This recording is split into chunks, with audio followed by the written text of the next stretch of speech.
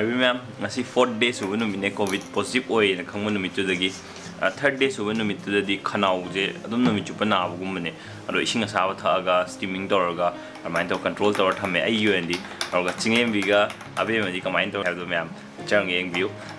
ꯃꯈꯣꯏꯗꯤ ꯀꯩꯁꯨ ꯊꯣꯏꯗꯣꯛꯄ ꯇꯧꯗꯦ ꯅꯣꯏꯕꯥꯅꯤ ꯇꯧꯏꯖꯦ ꯆꯤꯡꯈꯠꯀꯦꯗꯤ ꯂꯩꯇ꯭ꯔꯥ ꯚꯤꯗꯤꯑꯣ ꯄꯥꯏ ꯂꯥꯛꯑꯦ ꯍꯥꯏꯕꯁꯦ ꯁꯦ ꯑꯝꯇ ꯍꯧꯒꯠꯁꯤꯁꯦ ꯃꯃꯥ ꯑꯝꯇ ꯍꯧꯒꯠꯆꯒꯦ ꯁꯦ ꯋꯥ ꯕꯦꯔꯤ ꯒꯨꯗ ꯃꯥꯏ ꯃꯈꯨꯠꯁꯦ ꯑꯁꯤ ꯆꯪꯁꯤꯟꯈ꯭ꯔꯦꯅꯦ ꯅꯥꯔꯦ ꯄꯨꯂꯞ ꯅꯥꯔꯦꯀꯣ ꯐꯔꯦ ꯄꯨꯂꯞ ꯐꯔꯦ ꯁꯤ ꯃꯉꯥꯏ ꯀꯩꯅꯣ ꯂꯩꯔꯣ ꯃꯥꯗꯤ ꯀꯩꯁꯨꯝ ꯅꯥꯕ ꯃꯥꯟꯗꯦꯕ ꯌꯦꯡꯉꯨꯀꯣ ꯁꯃꯨ ꯀꯥꯀꯥꯂꯤ ꯈꯜꯂꯤꯖꯦ ꯁꯃꯨ ꯀꯥꯀꯥꯂꯤ ꯈꯜꯂꯤꯖꯦ ꯃꯥꯁꯦ ꯁꯃꯨ ꯀꯥꯀꯥꯂꯤ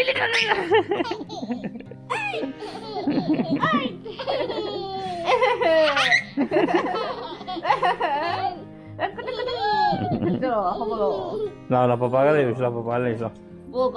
ꯕꯣꯜ ꯀꯥꯎꯁꯤ ꯂꯥꯎ ꯇꯦꯛ ꯇꯧꯁꯤ ꯂꯥꯎ ꯑꯁ ꯌꯥꯔꯦꯍꯦ ꯕꯣꯜ ꯀꯥꯎꯁꯦ ꯌꯥꯔꯦ ꯌꯦꯡꯉꯨ ꯕꯣꯜ ꯀꯥꯎꯁꯤ ꯍꯥꯏꯕꯩ ꯀꯨꯝꯊꯔꯛꯄ ꯌꯥꯔꯦ ꯍꯥꯏꯕ ꯕꯣꯜ ꯀꯥꯎꯁꯤꯒꯁꯦ ꯈꯪꯉ ꯃꯥꯜꯂꯦꯕ ꯀꯗꯥꯏ ꯌꯥ ꯀꯥꯎꯔꯣ ꯃꯥꯏ ꯃꯈꯨꯠꯁꯤ ꯌꯥꯗ꯭ꯔꯤꯗ ꯃꯥꯏ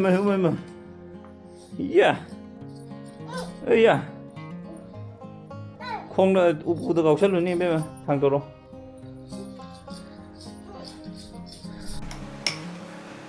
ꯑꯁꯤꯅꯤ ꯑꯗꯨꯒ ꯀꯩꯅꯣ ꯑꯩ ꯉꯁꯥꯏ ꯍꯧꯒꯠꯂꯛꯄꯗ ꯚꯤꯗꯤꯑꯣ ꯑꯃ ꯌꯦꯡꯉꯦꯕ ꯑꯗꯩ ꯋꯥꯈꯟꯁꯦ ꯈꯤꯇꯪ ꯑꯩꯁꯦ ꯂꯥꯏꯠ ꯑꯣꯏꯊꯣꯛꯑꯦꯕ ꯙ꯭ꯔꯨꯕ ꯔꯥꯊꯤ ꯀꯧꯋꯦ ꯅꯨꯄꯥꯁꯦ ꯃꯥꯅ ꯑꯣꯃꯤꯀ꯭ꯔꯣꯟ ꯂꯥꯛꯄꯁꯤꯅ ꯑꯩꯈꯣꯏꯒꯤ ꯀꯣꯚꯤꯗꯁꯤꯒꯤ ꯑꯦꯟ ꯒꯦꯝꯅꯤ ꯀꯥꯏꯅ ꯑꯗꯨꯃꯥꯏꯅ ꯍꯥꯏꯔꯒꯀꯣ ꯑꯗꯨꯃꯥꯏꯅ ꯑꯃ ꯚꯤꯗꯤꯑꯣ ꯑꯃ ꯊꯥꯒꯠꯂꯝꯃꯦꯕ ꯑꯗꯨ ꯌꯦꯡꯉꯨꯕꯗꯒꯤ ꯑꯩꯉꯣꯟꯗ ꯎꯠꯂꯤꯕ ꯁꯤꯝꯇꯝꯁ ꯃꯌꯥꯝ ꯑꯗꯨ ꯃꯥꯅ ꯍꯥꯏꯔꯤꯕꯁꯤꯒ ꯍꯥꯏꯐꯦꯠ ꯆꯥꯟꯅꯕ ꯃꯥꯅ ꯍꯥꯏꯁꯦ ꯑꯣꯃꯤꯀ꯭ꯔꯣꯟꯁꯦ ꯌꯥꯝꯅ ꯃꯥꯏꯜ ꯑꯣꯏꯕ ꯑꯗꯨꯒꯨꯝꯕ ꯀꯩꯅꯣꯒꯤ ꯀꯣꯚꯤꯗꯀꯤ ꯑꯗꯨꯒꯨꯝꯕ ꯚꯦꯔꯤꯌꯟ ꯑꯃꯅꯦ ꯁꯤꯅꯦꯕ ꯃꯥꯅ ꯍꯥꯏꯁꯦ ꯃꯥꯏꯜ ꯑꯣꯏꯕꯅꯤꯅ ꯑꯩꯈꯣꯏꯗ ꯁꯤꯖꯅꯦꯜ ꯐ꯭ꯂꯨꯒꯨꯝꯕ ꯑꯣꯏꯅ ꯑꯣꯏꯔꯒ ꯑꯗꯨꯝ ꯔꯤꯀꯣꯚꯔ ꯏꯂꯥꯏ ꯂꯥꯏꯅ ꯇꯧꯒꯅꯤ ꯑꯗꯨꯒ ꯍꯣꯁꯄꯤꯇꯥꯜꯗ ꯄꯨꯕꯒꯤ ꯑꯗꯨꯗꯒꯤ ꯗꯦꯠ ꯔꯦꯠ ꯀꯩꯀꯥꯁꯦ ꯌꯥꯝꯅ ꯍꯟꯊꯩꯌꯦꯅ ꯑꯗꯨꯃꯥꯏꯅ ꯍꯥꯏꯕ ꯑꯗꯨ ꯍꯥꯏꯕꯁꯦ ꯑꯩ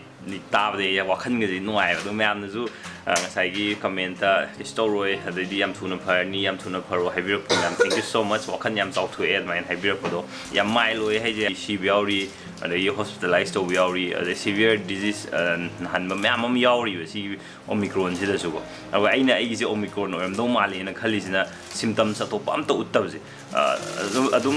ꯂꯣꯛ ꯊꯨꯡꯕꯁꯨ ꯅꯠꯇꯦꯕ ꯂꯣꯛꯐꯥꯎ ꯈꯨꯗꯦꯕꯀꯣ ꯑꯗꯨꯒ ꯉꯁꯥꯏꯒꯤ ꯈꯅꯥꯎ ꯈꯔ ꯅꯥꯕ ꯑꯁꯨꯝꯕ ꯈꯛꯇꯅꯦꯕ ꯑꯗꯨꯃꯥꯏꯅ ꯃꯅꯤꯄꯨꯔꯗꯁꯨ ꯃꯌꯥꯝ ꯑꯃ ꯂꯩꯔꯝꯃꯅꯤꯕ ꯍꯧꯖꯤꯛꯁꯦ ꯈꯅꯥꯎ ꯈꯔ ꯅꯥꯕ ꯑꯗꯩꯗꯤ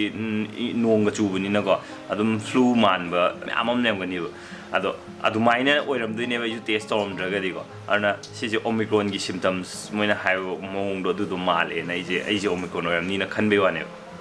ꯀꯩꯒꯨꯝꯕ ꯑꯣꯃꯤꯀ꯭ꯔꯣꯟ ꯑꯣꯏꯔꯝꯃꯒꯗꯤ ꯑꯩ ꯚꯦꯛꯁꯤꯟ ꯍꯥꯟꯅ ꯀꯥꯞꯍꯧꯕꯅꯤꯅ ꯑꯩꯉꯣꯟꯗ ꯁꯤꯚꯤꯌꯔ ꯁꯤꯝꯇꯝꯁ ꯎꯠꯂꯛꯇꯕꯤꯗ ꯑꯗꯨꯝ ꯑꯩ ꯐꯈꯤꯕ ꯌꯥꯏꯑꯕ ꯑꯗꯨꯒ ꯀꯩꯒꯨꯝꯕ ꯉꯁꯥꯏꯒꯤ ꯚꯦꯛꯁꯤꯟ ꯀꯥꯞꯍꯧꯗꯕ ꯃꯤ ꯌꯥꯎꯔꯒꯗꯤ ꯑꯣꯃꯤꯀ꯭ꯔꯣꯟꯁꯤꯅ ꯅꯥꯔꯒꯁꯨ ꯉꯁꯥꯏ ꯍꯣꯁꯄꯤꯇꯥꯂꯥꯏꯁ ꯇꯧꯕ ꯅꯠꯇ꯭ꯔꯒ ꯐꯦꯇꯦꯜ ꯑꯣꯏꯕꯐꯥꯎ ꯌꯥꯎꯅꯤꯅ ꯃꯣꯏꯅ ꯍꯥꯏꯌꯦꯕꯀꯣ ꯑꯗꯨꯅ ꯑꯩꯅ ꯍꯥꯏꯖꯅꯤꯡꯕꯗꯤ ꯍꯧꯖꯤꯛꯐꯥꯎ ꯚꯦꯛꯁꯤꯟ ꯀꯥꯞꯇꯅ ꯂꯩꯕꯤꯔꯤꯕ ꯌꯥꯎꯕꯤꯔꯒꯗꯤ ꯑꯅꯝꯕꯅꯗꯤ ꯂꯣꯏ ꯀꯥꯞꯄꯝꯃꯅꯤ ꯑꯗꯨꯕꯨ ꯌꯥꯎꯕꯤꯔꯒꯗꯤ ꯚꯦꯛꯁꯤꯟꯁꯦ ꯀꯥꯞꯊꯣꯛꯄꯤꯌꯨ ꯚꯦꯛꯁꯤꯟ ꯀꯥꯞꯊꯣꯛꯄꯁꯤꯅꯁꯨ ꯃꯥꯜꯂꯦꯕ ꯑꯩꯉꯣꯟꯗ ꯁꯤꯝꯇꯝꯁ ꯃꯥꯏꯜ ꯑꯣꯏꯕ ꯁꯤꯝꯇꯝꯁ ꯉꯥꯛꯇ ꯎꯠꯂꯒ ꯂꯩꯔꯤꯁꯤꯁꯨ ꯉꯁꯤ ꯅꯨꯃꯤꯠ 4ꯅꯤ ꯁꯨꯕ ꯅꯨꯃꯤꯠꯅꯦ 4ꯅꯤ ꯁꯨꯕꯁꯤꯗ ꯃꯃꯥꯡꯗ ꯑꯩ ꯏꯃꯥꯟꯅꯕ ꯅꯥꯕ ꯀꯥꯟꯗꯀꯣ ꯚꯦꯛꯁꯤꯟ ꯀꯥꯞꯇꯕ ꯏꯃꯥꯟꯅꯕ ꯑꯩꯈꯣꯏꯅ ꯐꯥꯔꯁ ꯋꯦꯞꯇ ꯅꯥꯕ ꯀꯥꯟꯗꯀꯣ 4th day 수ꯕ ꯅꯨꯃꯤꯠꯁꯤꯗ first day second day third ꯗꯦꯁꯦ ꯐꯤꯚꯔ ꯑꯗꯨꯝ ꯇꯧꯗꯣꯏꯅꯤꯀꯣ ꯑꯗꯨꯒ 4th day 수ꯕ ꯅꯨꯃꯤꯠꯁꯤꯗ ꯃꯅꯝ ꯃꯥꯡꯉꯅꯤ ꯃꯍꯥꯎ ꯃꯥꯡꯉꯅꯤ ꯁꯨꯃꯥꯏꯅ ꯇꯧꯔꯛꯑꯦꯕ ꯑꯗꯨꯅ ꯚꯦꯛꯁꯤꯟ ꯀꯥꯞꯊꯣꯛꯄꯁꯤꯅ ꯑꯩꯗꯤ ꯐꯥꯔꯁ ꯗꯦ ꯑꯩꯅ ꯀꯣꯚꯤꯗ ꯄꯣꯖꯤꯇꯤꯚ ꯑꯣꯏꯕꯗꯨꯁꯨ ꯃꯥꯏꯜ ꯑꯣꯏꯅ ꯐꯤꯚꯔ ꯈꯤꯇꯪ ꯇꯧꯔꯝꯃꯒ ꯇꯣꯛꯈ꯭ꯔꯦ ꯑꯗꯨꯒ ꯁꯦꯀꯦꯟ ꯗꯦ ꯐꯤꯚꯔ ꯇꯧꯗꯦ ꯊꯔꯠ ꯗꯦ ꯇꯧꯗꯦ ꯉꯁꯤꯁꯨ ꯐꯤꯚꯔ ꯇꯧꯗꯦ ꯑꯗꯨꯒ ꯈꯅꯥꯎ ꯈꯔ ꯅꯥꯕꯁꯤ ꯅꯠꯇꯅ ꯑꯇꯣꯞꯄ ꯀꯩꯝꯇ ꯑꯩꯉꯣꯟꯗꯁꯨ ꯎꯠꯇꯦꯕ ꯑꯗꯨꯅ ꯚꯦꯛꯁꯤꯟ ꯀꯥꯞꯇ꯭ꯔꯤꯕ ꯂꯩꯕ ꯑꯣꯏꯔꯒꯗꯤ ꯀꯥꯞꯊꯣꯛꯄꯤꯌꯨ ꯚꯦꯛꯁꯤꯟ ꯀꯥꯞꯊꯣꯛꯄꯁꯤꯅ ꯁꯤꯚꯤꯌꯔ ꯑꯣꯏꯕ ꯉꯁꯥꯏꯒꯤ ꯀꯣꯚꯤꯗꯀꯤ ꯑꯦꯐꯦꯛ ꯃꯌꯥꯝꯗꯒꯤꯗꯤ ꯉꯥꯛꯊꯣꯛꯄ ꯉꯝꯃꯤ ꯍꯥꯏꯕꯁꯤꯃꯗꯤ ꯑꯩ ꯐꯥꯎꯔꯦ ꯏꯁꯥꯗ ꯐꯥꯎꯖꯔꯦ ꯍꯥꯏꯗꯤ ꯉꯁꯥꯏꯒꯤ ꯏꯃꯥꯟꯅꯕ ꯀꯣꯚꯤꯗ ꯚꯦꯛꯁꯤꯟ ꯀꯥꯞꯇ꯭ꯔꯤꯉꯩꯗ ꯐꯥꯔꯁ ꯋꯦꯞꯇ ꯅꯥꯕꯗ ꯃꯣꯏꯗ ꯇꯧꯈꯤꯕ ꯃꯌꯥꯝ symptoms utkiba myam fever tauba diarrhea tauba adedi manam phaurak taugiba myam do taude Kapphouba na oiramdoine ba sije vaccine kapaduna ngasai covid che chang kan ju fight taubo oiramdo male aduna ai myam da haijening vaccine kapthokpiu aduga amana vaccine di ju kapaba aduga ngondu uliba symptoms ai ngondu tawriba moong je sumaina tauba mi yaurgadi ngasai khanau khanaba fever tang tauge tawromba leiraga jugo test tauthokpi adi test tauthokanda ai je covid ni natra nate ha khangduine natragadi ai ni imungi mi atai myam jiga loi sokna samna loi tawduine adudi spread tawbiduine kaino di omicron je oiramagadi omicron ji spread tawudi yam thui haiba aduna akhoi yumgi imungi atai mi natraga igi manaba sing de spread tawbiduna bo isa nungaite hairagadi test soidana tawthokpiu adudi myam ngasi video ji matang swai lusinjarge aingonda phaujaba aina khangba aina video yengudagi thengnaba myam da khar share tawjabani informative oi khalagadi myam video ji like tawbiramo aruga topa friends and family da ju share tawbio sigidi bye bye